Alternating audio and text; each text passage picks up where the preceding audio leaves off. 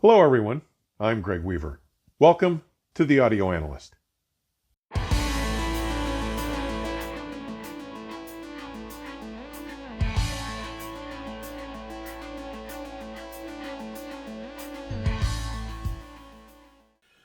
My first exposure to the $280,000 a pair Børresen M3 loudspeakers came last April at Exponent 2023 in Schaumburg, Illinois.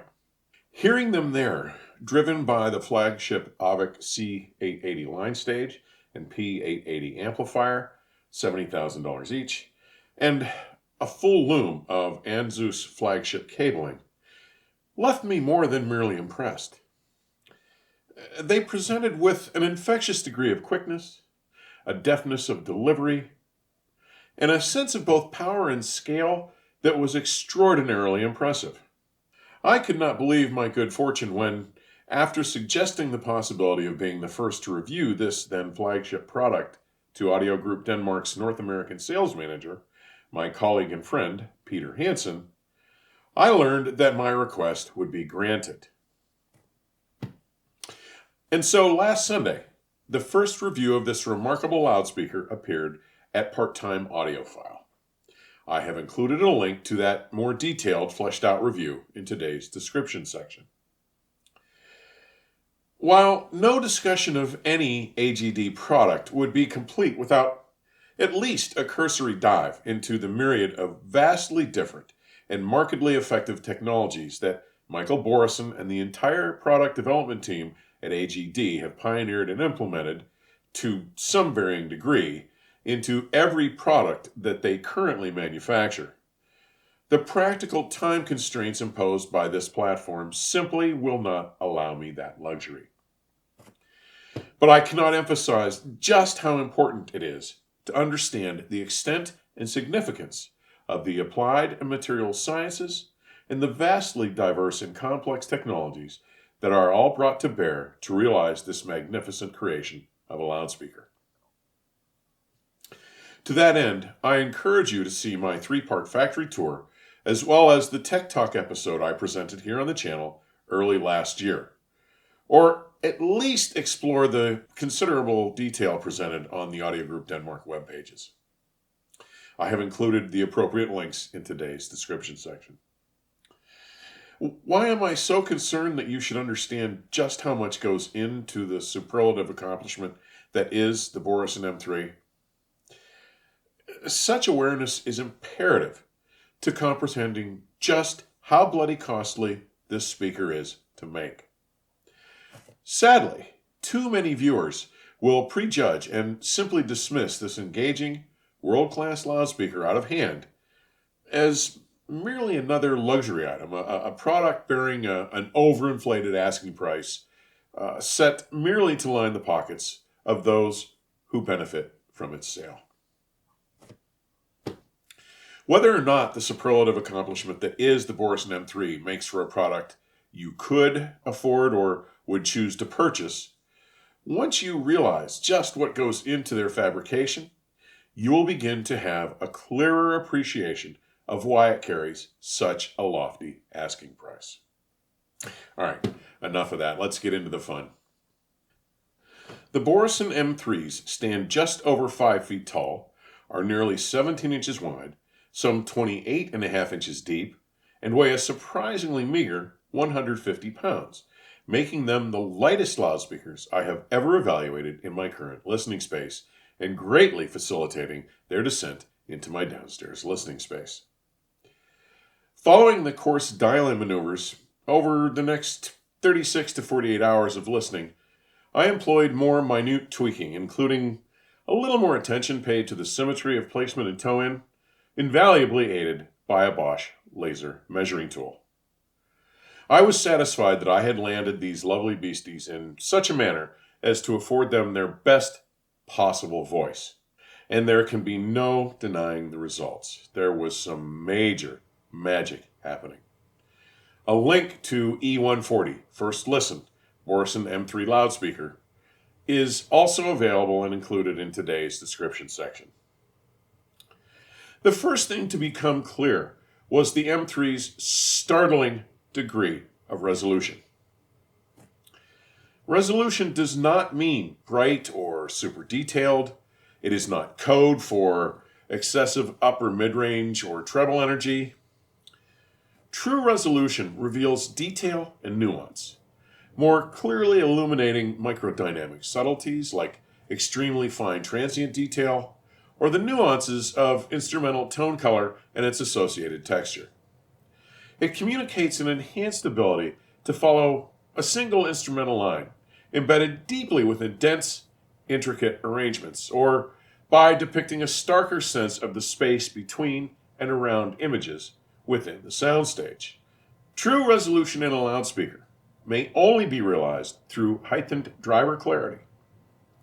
Such clarity may only be achieved by augmented design developments and/or the use of unique materials that lead to lowering its distortions, both electrically and/or mechanically.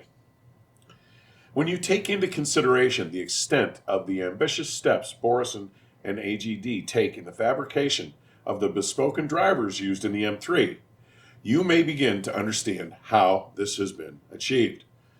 The diaphragms of these 4 1/2 inch drivers are described as being the most advanced and sophisticated speaker membranes available today.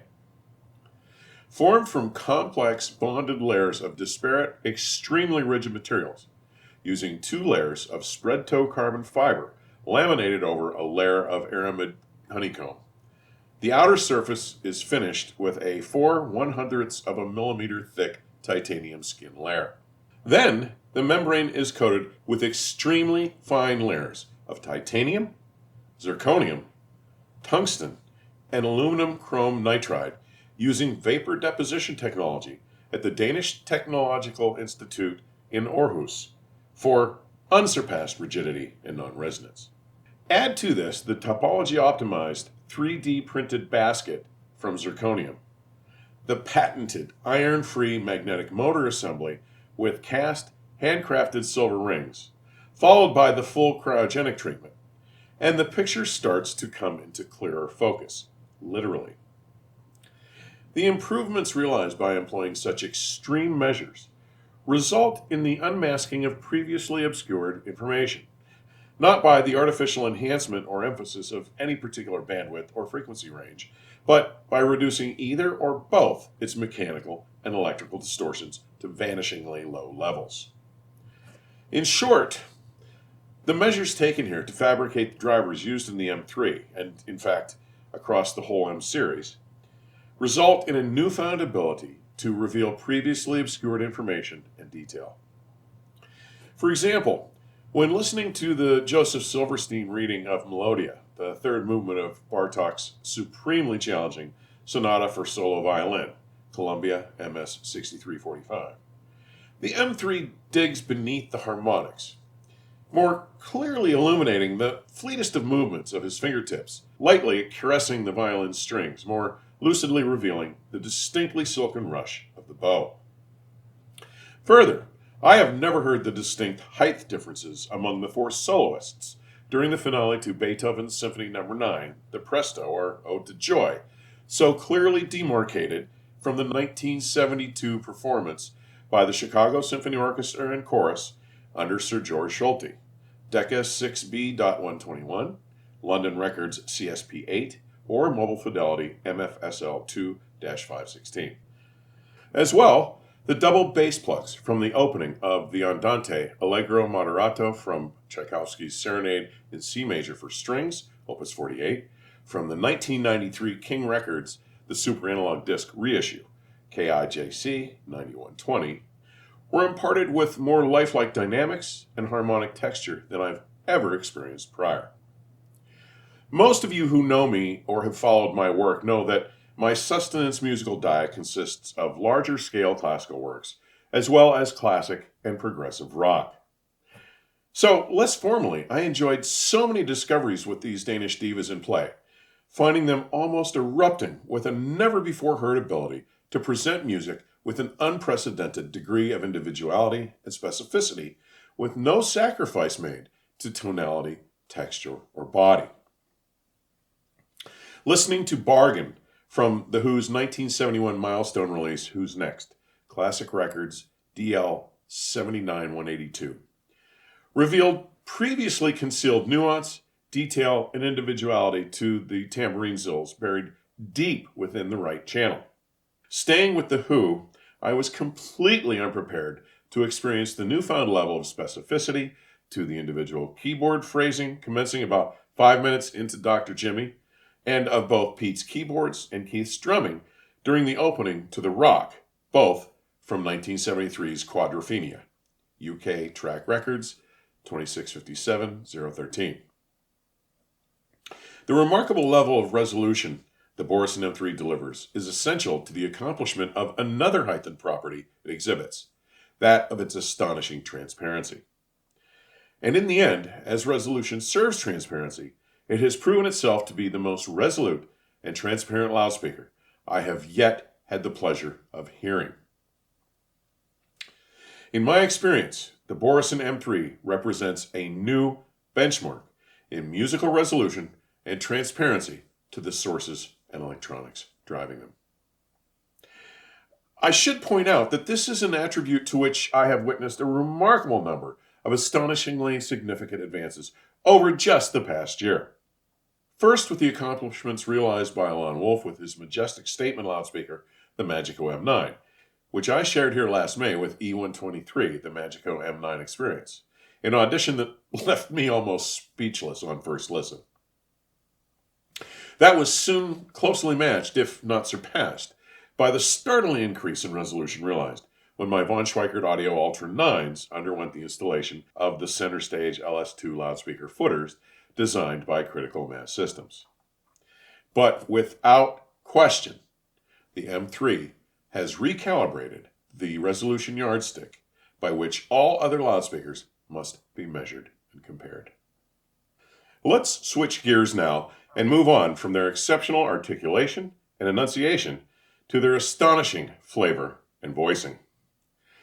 When it comes to the M3's ability to render accurate tonality, to represent timbre faithfully, in all my time with these beauties, I could find no specific fault or shortcoming across its entire bandwidth to point to. The only variances I was ever able to note came at the known transgressions of the recordings in play. Their ability to portray pure, undiluted mid-range timbre while imbuing those tones with an enchanting degree of both texture and body, assuming that was properly captured by the recording, is exceptional.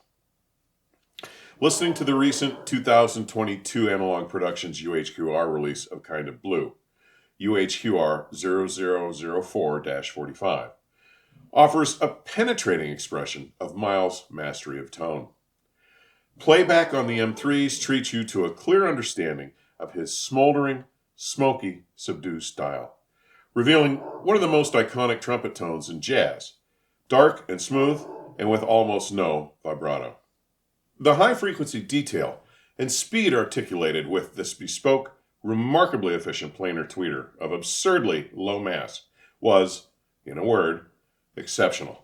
I can happily corroborate Børresen's claim of this little dynamo's robustness.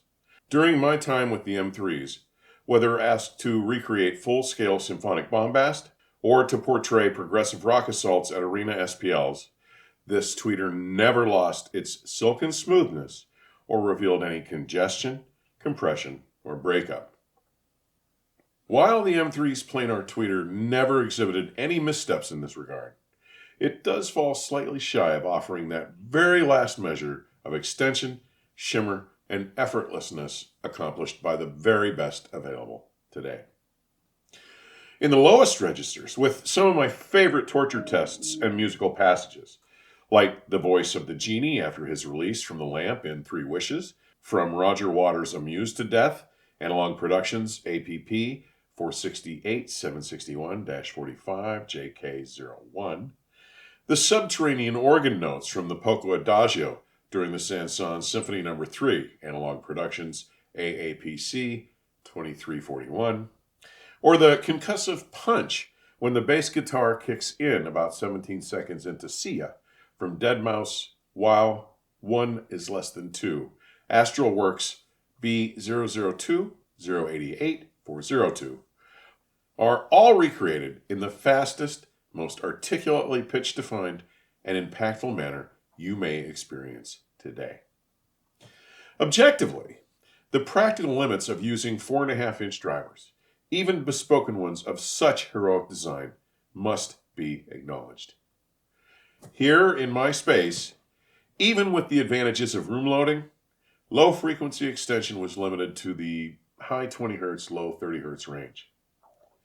While the M3s don't quite offer the deepest frequency extension available, I suspect that, as most listeners have rarely, if ever, experienced such full range performance, very, very few will even note this limitation, let alone give it any consideration. Is the M3 a perfect loudspeaker? Of course not. No speaker, or any audio product for that matter, is perfect. Yet, at its price, while clearly not within the means of most, these elegant and beautiful transducers boldly represent the realization of the striking potential possible when known boundaries are pushed. What Børresen Acoustics and Audio Group Denmark have accomplished with the implementation of the wide-ranging scope of innovative and original technologies that they have created and championed results in the achievement of a new milestone. To dismiss the M3 because you are unable or unwilling to afford them would be to ignore their singular gift to music lovers, and those who do get it will enjoy a specific level of playback that is, in my experience, simply unavailable from any other loudspeaker on the market as of this viewing. Oh wait, have you heard the Børresen M6? As always, thanks for taking the time to drop by today. Further information on supporting the channel may be found in today's description section or at my website, theaudioanalyst.com. Please stay safe and keep the music playing. Till next time, cheers.